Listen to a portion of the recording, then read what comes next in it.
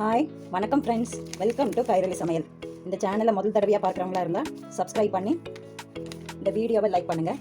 ஒரு simple beef கறி, Kerala beef கறி. டைரெக்டாக குக்கரில் எண்ணெய் ஊற்றிட்டு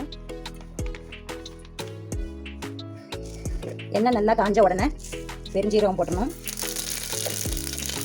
இஞ்சி பூண்டு சின்ன வெங்காயம் அரிஞ்சதை வணக்க போடணும்.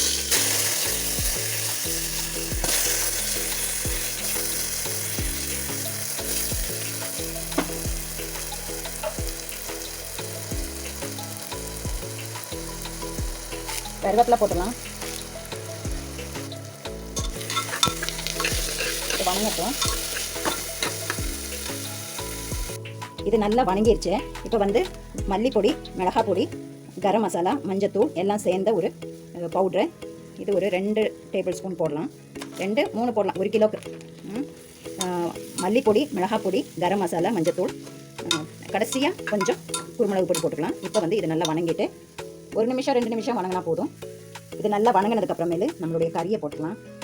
கறியை சுடுதண்ணியில் கழுவணும். அப்போ தான் அந்த பிளட்டோட ஸ்ட்ரெயின் எல்லாம் போய் நல்லா ஃப்ரெஷ்ஷாக கிடைக்கும்.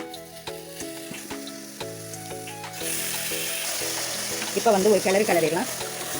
மசாலா எல்லாம் நல்லா எல்லா இடத்துலையும் ஆடுற மாதிரி கிளறி கொடுத்துட்டு உப்பு போட்டுட்டு 1 டேபிள் ஸ்பூன் உப்பு போடுறேன்.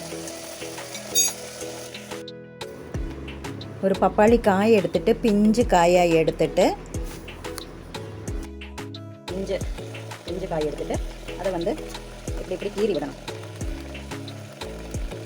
அப்போ இதோட பால் எல்லாம் இந்த கறியோட சேர்ந்து வேகும்போது கறிக்கு ஒரு நல்ல சாஃப்ட்னஸ் கொடுக்கும். அது போக நல்ல டேஸ்ட்டும் கிடைக்கும். நீ தண்ணி ஒன்றும் ஊற்ற வேண்டாம். மூடி வச்சு ஒரு 6-7-8 விசில் விட்டாலும் போதும். இப்போ நான் குக்கர்லேருந்து இரும்பு வடை சட்டிக்கு மாற்றிட்டேன்.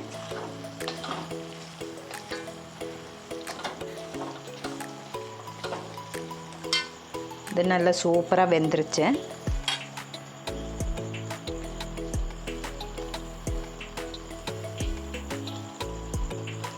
நீங்களும் இதை வீட்டில் செஞ்சு பார்த்துட்டு கமெண்ட்டில் ஷேர் பண்ணுங்கள். நன்றி, வணக்கம்.